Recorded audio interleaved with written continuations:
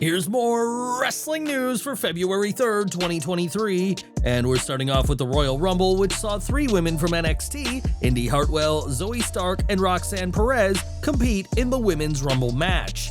From the men's side of things, the only NXT representation was by Booker T, the color commentator of the Gold brand, and no actual male NXT superstars entered the Rumble.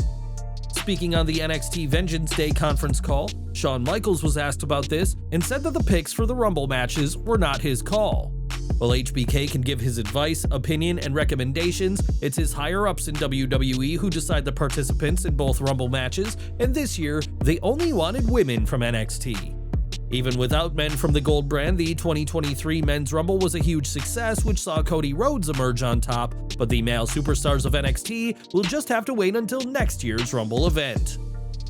One name who was, of course, not in the Men's Rumble match is Samoa Joe, who, after being released for the second time by WWE last year, has a new home in AEW.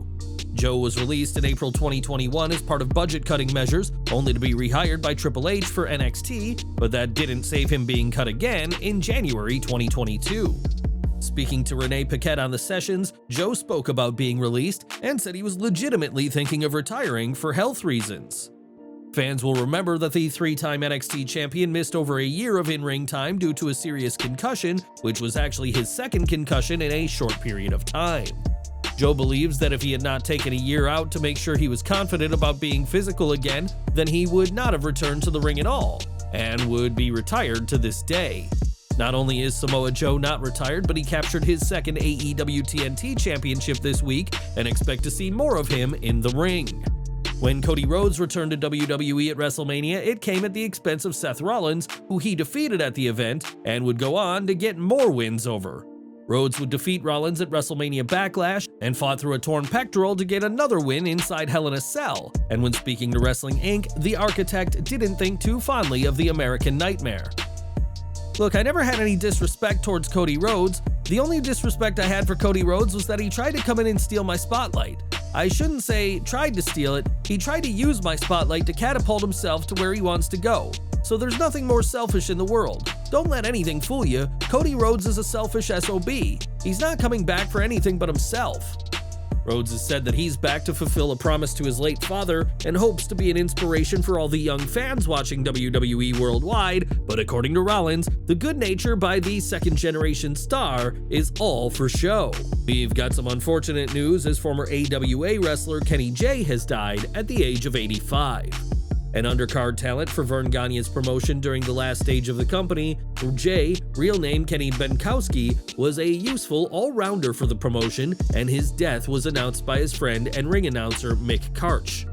Before entering the ring, Benkowski excelled at football and shot put in high school, and served as an officer in the U.S. military, and we'd like to offer our condolences to those who knew him at this time. Now, for decades, WWE operated as if they were the only wrestling promotion around and would rarely, if ever, acknowledge that any other promotions exist. Often the only time WWE would acknowledge WCW during the Monday Night Wars would be to make fun of their now defunct competition, but ignoring competition isn't how Vince McMahon really operates. While speaking during a feature story on the Bloomberg site, Bryan Danielson revealed that in 2020, McMahon contacted him to ask what AEW is doing better than WWE, and the conclusion was that AEW committed more time to and placed more value on the actual fighting in the ring. Danielson, who was working for WWE at the time, told McMahon that when it comes to WWE and their long segments with short matches, it feels like you're watching a wrestling show without any wrestling. Since the change in management, WWE has extended the length of matches and have put more focus on the physicality, as we saw from Gunther vs. Sheamus, and it turns out WWE is taking a page from AEW's playbook. In 2004, WWE fans were introduced to Joy Giovanni as part of that year's Diva Search, and despite coming third, she was offered a contract by WWE. Unfortunately for Joy, her time in WWE was short-lived, as she was cut in July 2005, and when speaking on the A to the K wrestling show, she reflected on her release. I was pretty devastated when I found out I was released. From what I understand, I was kind of the last of that bunch of 50 of us that were all released. I think I might have been the very last phone call. In fact, my bags were packed by my door to go to the airport the next morning. I was supposed to go out for TV the next day, and the thing most people don't know is that I had just agreed to fully commit to them and go on the road full-time, which was not part of my initial deal. Joy only had a handful of matches for WWE and spent much of her time as the friend and later on-screen girlfriend of The Big Show, but did return to WWE for WrestleMania 25 as part of the 25 Diva Battle Royal. Since leaving WWE, Joy has gone on to work as a chiropractor and started her own massage therapy business in 2014. But who knows whether fans could see Joy make a one-off return on a future WWE show. In January of 2022, after 2 decades with WWE, William Regal was released from the company as part of cuts made to backstage names at NXT. The British veteran would go on to join AEW, but after an attack by MJF, it was confirmed that Regal was leaving to return to WWE to be closer to his son, Charlie Dempsey. Regal returned to WWE this past month and has took on a non-televised role as the Vice President of Global Talent Development. During yesterday's NXT conference call, Senior VP of Talent Development Creative Shawn Michaels spoke about Regal's return and is ecstatic to have him back on board. Obviously, it's great to have him back, and I got to see him at Raw. He hasn't been down here a lot because he's been busy, but I'm thrilled. For us, it's having him home where he belongs. Obviously, he is always welcome here at the PC. Everybody loves having him here. It's one of those things that, like a lot of people, it was a very nice homecoming. For all of us, we get to see him, he's one we consider an OG here, and obviously more than anything that's when the real stuff matters to us. It's great to have him here, he's come back home, and we're looking forward to having him down here on a regular basis.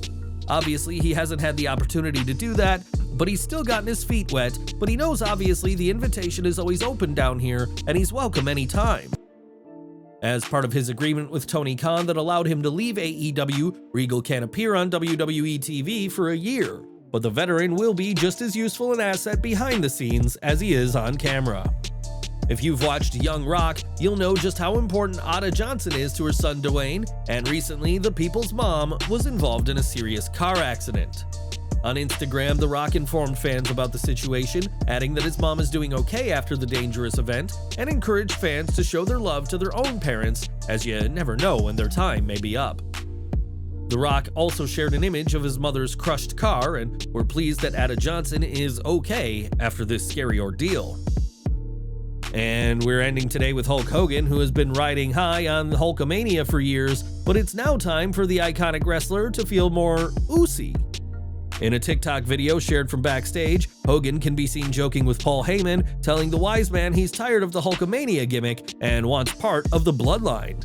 Of course, WWE has no plans on putting the controversial Hogan into the massively popular and successful group, but it's clear that everyone was having a good time at Raw is 30.